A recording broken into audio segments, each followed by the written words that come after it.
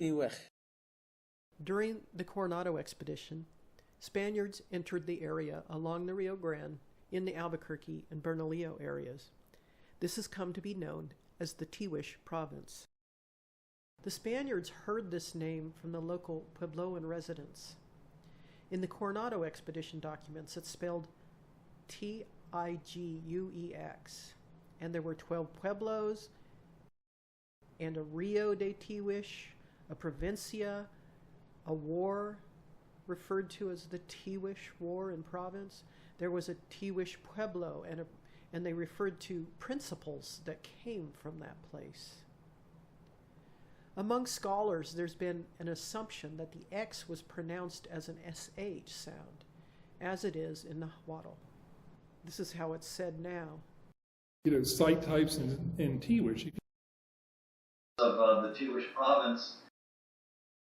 The Tiguex War was 1540 to 41, a winter. Tiguex is Tiguex. That's right. It's a 16th century Spanish pronunciation of those letters.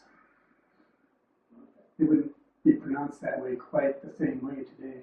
This is true because X is pronounced a number of ways in Spanish. In some words, the X is pronounced like an H.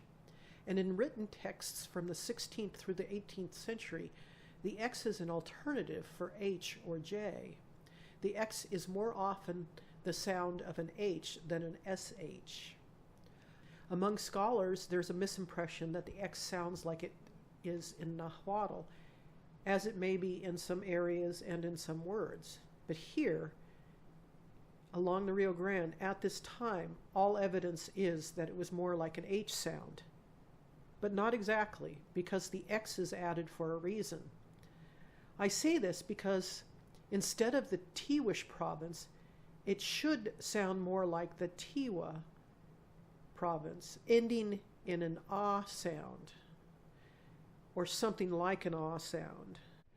To clarify and to see how the local native speakers might have said the name to the Spaniards in the 16th century, I asked Tonio Lefebvre, who's reconstructing the Puro language from a Tanoan language family base, how this might have sounded. He discusses the sound in Proto-Tanoan, the language family of the Tiwa and Puro languages.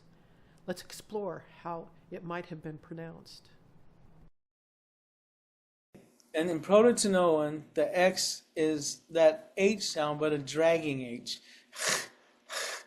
It's an exasperated drag. There's a word in Pito and in T1, chie means to care for or to wait for. It's not shie. It's not shie. It's spelled with an X, and it's not shie, and it's not a J.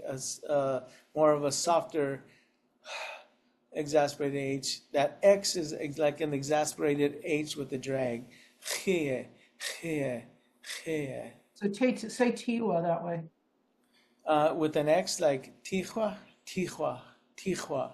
If you say Tiwa, G-U, take out that G-U and put a W in there, and then the A stays the same, and you, as time progressed, the last exasperated H just went away. It becomes the way it's spelled today, T-I-W-A. The Spaniards put the X on the end.